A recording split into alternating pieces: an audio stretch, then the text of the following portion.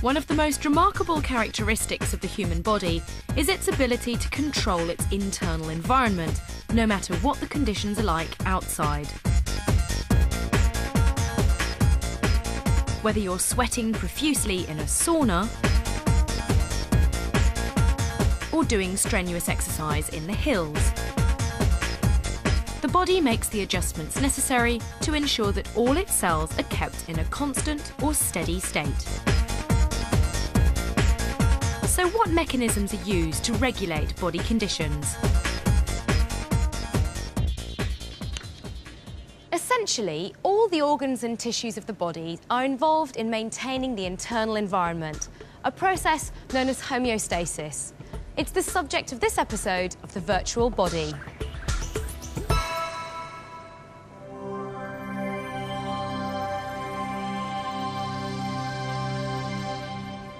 Planet Earth is unique in our solar system.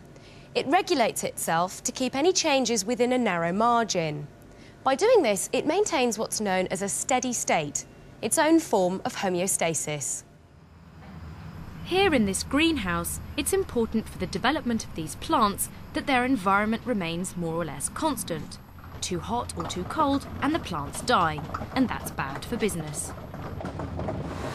The temperature of the greenhouse is regulated with sensors and thermostats. If the greenhouse gets too cold, the thermostat senses this, activates the heating and closes the ventilation. When the temperature gets too hot, the heating is switched off and the ventilation opens. A similar set of controls work with light intensity. When it's too sunny, the shades are brought across. When the sun goes in, the shades are removed. These light and temperature regulations are examples of negative feedback. That is, when a change away from the ideal triggers a reaction designed to bring conditions back to normal. This principle of detection and response is fundamental for control in lots of areas of life, such as in the supermarket. As the shoppers leave the supermarket, the checkout tells a computer in the warehouse that these items need replacing. To begin investigating how our body controls its physiology, it's worth asking several questions. Firstly, what factors bring about change? Secondly, how are these changes detected and, if necessary, reversed? And lastly, what happens if these changes are not detected? Whenever the body experiences a change, whether internally or externally, the change is detected and an appropriate response occurs. Why do conditions in the body need to remain constant? Well, to answer this question, let's look at what would happen if just 3 typical processes were not regulated. To start with, let's examine the water content of the body. We all need water. Our cells are bathed in a watery solution, but what would happen if that water content were not controlled at a cellular level? All our cells contain cytoplasm, a complex solution that is separated from its surroundings by a semi-permeable cell membrane. All cells can gain and lose water by osmosis. If the concentration of water in the solution outside the cell becomes much higher than inside, then water will pour in through its membrane. Animal cells are unable to bail out this excess water and the cell ruptures. Now let's examine what happens when a cell is exposed to too much heat. If the body's temperature is increased, heat-sensitive cells detect this change. The capillaries dilate, resulting in a greatly increased blood flow to the skin. This is termed vasodilation, and heat is thus lost to the environment. Zooming into an individual cell, what happens when the temperature increases? All cells are made of proteins, such as enzymes. Above 40 degrees centigrade, enzymes are denatured. That means they cannot be reformed. Cell activity grinds to a halt, and it dies. Just a tad. And finally, sugar concentration. Too much sugar in water is drawn out of the cell, causing it to collapse. So the body carefully regulates sugar levels by the release of hormones such as insulin and by the activation of enzymes. So let's look at temperature regulation within the body first. A sauna is an incredibly hot environment, and this young man looks very hot and sweaty.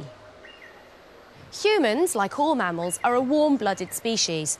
We refer to them as homoeothermic. We can control our own body temperature to a certain extent at around 37 degrees centigrade, despite changes in the temperature of our surroundings or indeed from the heat we generate for ourselves through exercise or internal chemical reactions.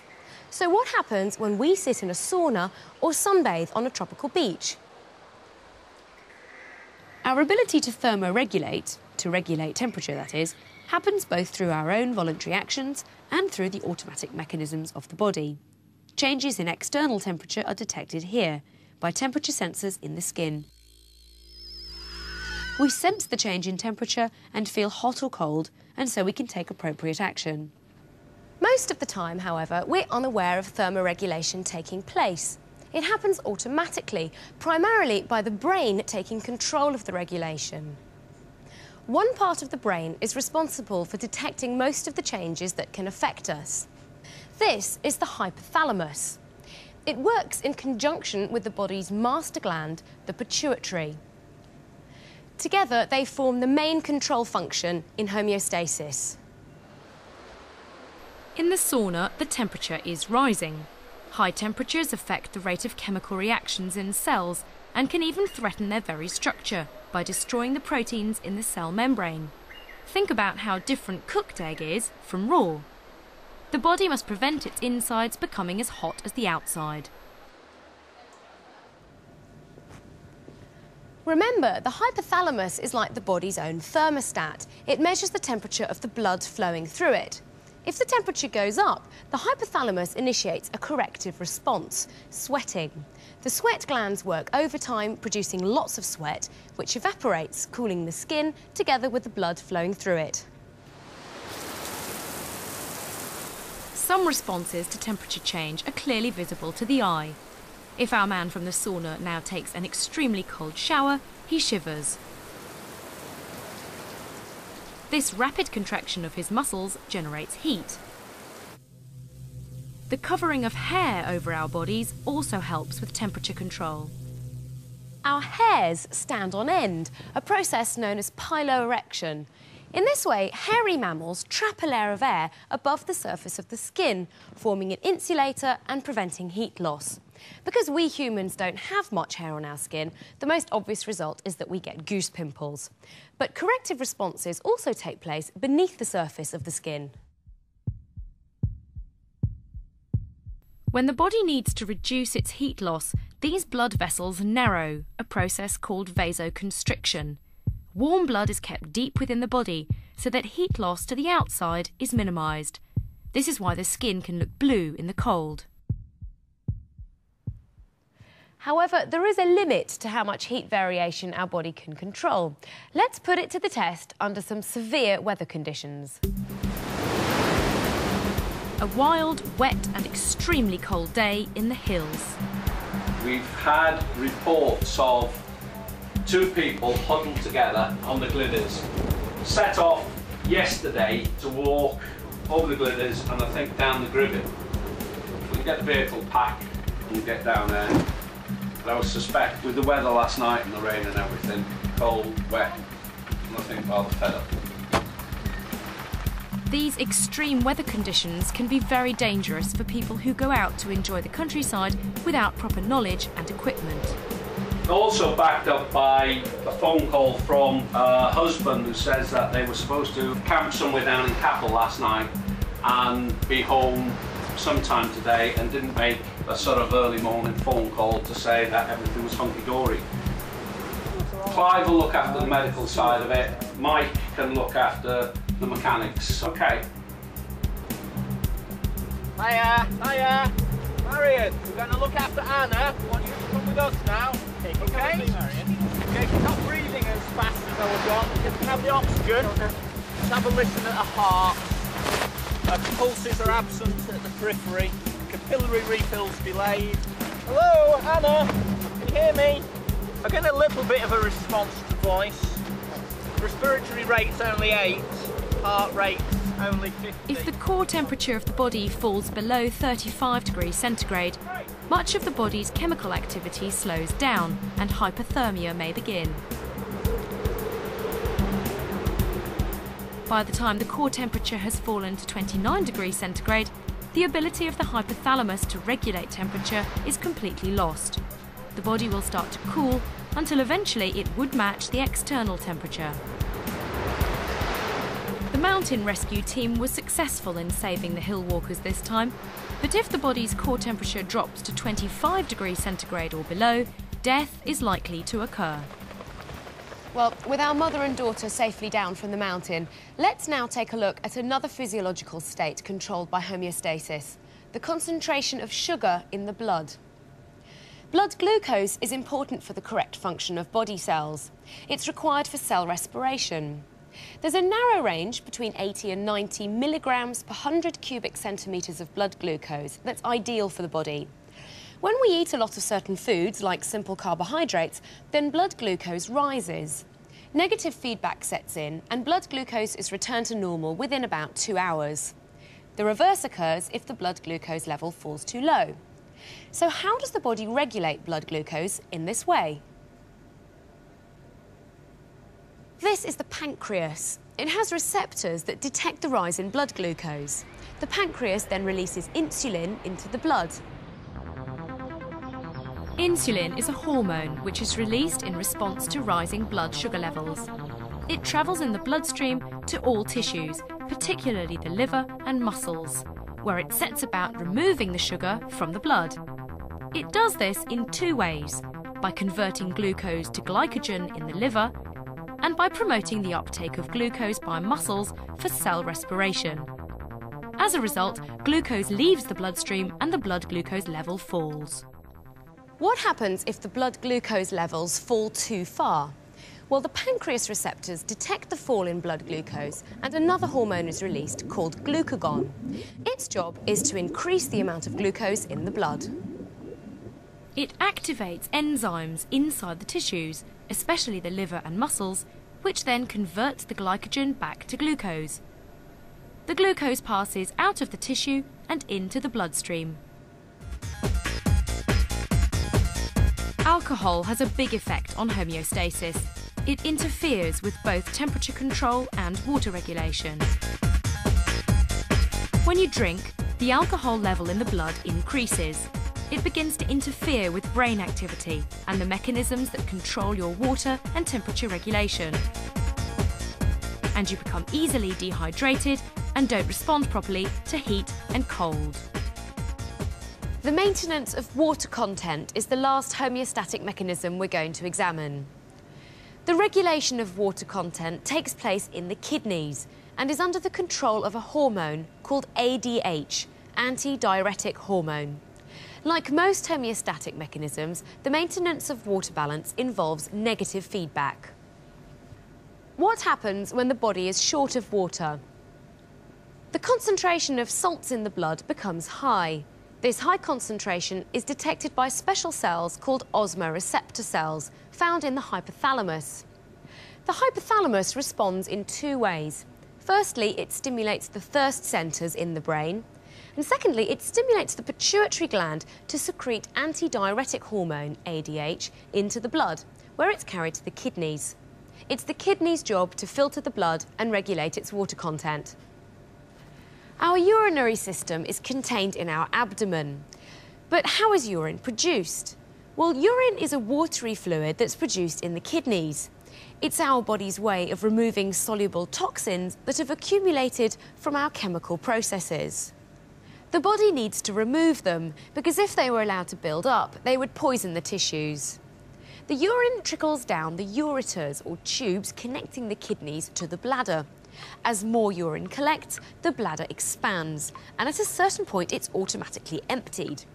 Luckily, we can learn to override the automatic emptying process. We empty the bladder by the process of urination. Let's now look at how our urinary system works. The urine is produced in the kidneys, and the major waste product in urine is urea. But what is urea and where is it made?